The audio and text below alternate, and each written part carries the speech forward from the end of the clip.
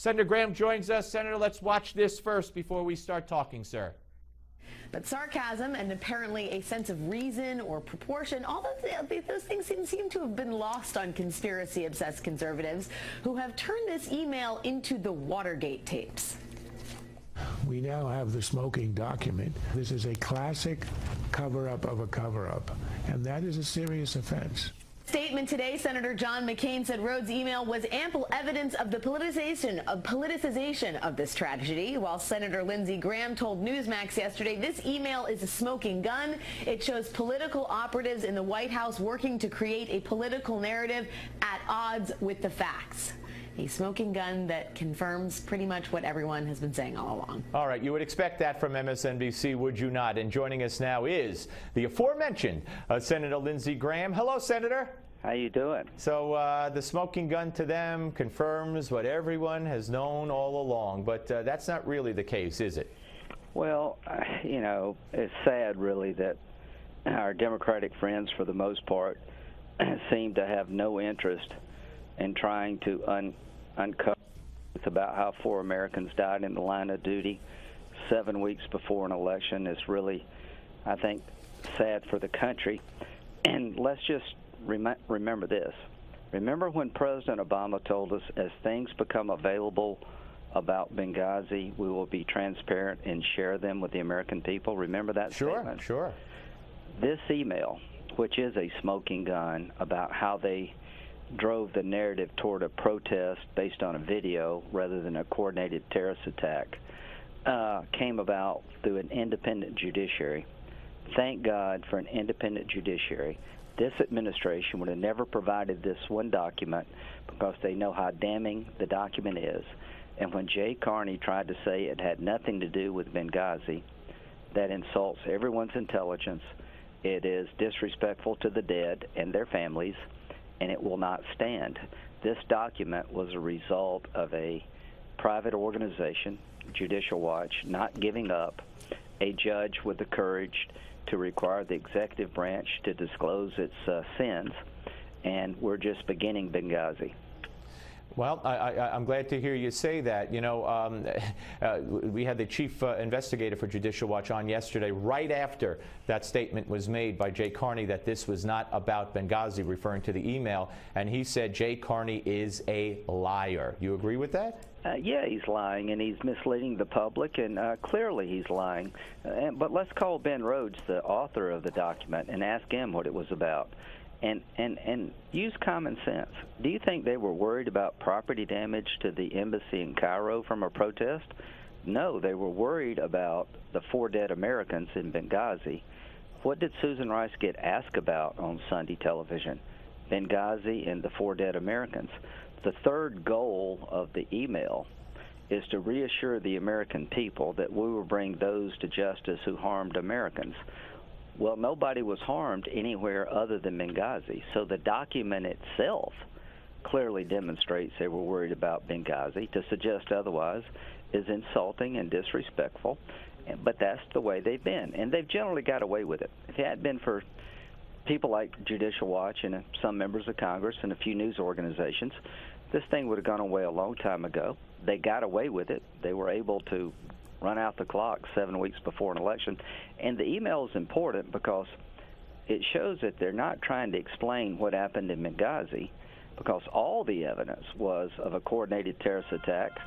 And the story they wanted Susan Rice to tell was of a protest caused by video that never happened. Right, and by the way, credit yourself. Pat yourself on the back, Senator. I know you're not looking for that, but you've been at the forefront and you've kept this alive where others, and I won't mention names, but even we discussed Chairman Issa making some statements last time you were on. I played him for you where he basically let Hillary off the hook, and so I've been disappointed with that. But you know, there was testimony today before the Oversight Committee, retired Brigadier General Robert Lovell, who said 2 very interesting things. One, we should have tried to help the Americans who were under attack at the time. Your comments on that? Well, who stopped us? Yes, we should have. It's a very sad day when for 9 hours we can't help Americans under attack in a dangerous place on September 11th of all days. I think the general was an incredible witness. He said that we knew, the military knew, This was a terrorist attack, not a protest. They named the group involved. The CIA reported back in real time a terrorist attack. The State Department, the people at Benghazi, reported back a terrorist attack. How did this protest come about? I talked to one survivor. He was the person in charge of security at the consulate in Benghazi. He said there was no protest. There was nobody outside the compound. The ambassador went to bed sometime after 9 o'clock, and he saw on his monitor as he was watching the compound for, security monitors, a group of heavily armed men break through the gate carrying a banner that we now know was the banner of Ansar al-Sharia. There was never a protest. So this whole story about a video and a protest was designed to steer us away from a national security failure in Benghazi. The truth of the matter was the consulate was a death trap. Everybody else had closed their facility in Benghazi. The Red Cross had left. The British had closed. Numerous security requests were denied, and they left the place in a very bad way. And it was attacked by al-Qaeda, and you could see the attack coming and building for months. And that would have been a very bad narrative 7 weeks before an election, Sure. and undercut what the president was telling us. So it's clear to me they politically manipulated the intelligence because they were more worried about the re-election, and I hope that matters to Americans. I believe it does. And Lavelle said that in no way did he ever think it was anything except an offshoot of al-Qaeda. And the White House yesterday, Carney over and over kept saying that Susan Rice also got her talking points from the CIA. And Jonathan Karl, to his credit, kept saying, but the CIA director at the time, Morell, has testified that he never said anything to Susan Rice or put into any talking points about a video. So it had to have come from the White House. Well, you can see that the 14 September email we're all now discussing talks about preparing Susan Rice for Sunday television. 14 September is Friday. She appeared on Sunday. The goals for her appearance were to reassure Americans we'd done all to secure the facilities possible, which is a complete lie, that it was an internet video that led to a protest that caused the attack and not a broader foreign policy failure. The goals were to mislead the American people and take us away from the truth, and the talking points were changed on the 15th of September to help marry up with the goal. The original talking points had al-Qaeda attack, coordinated terrorist attack, no protest.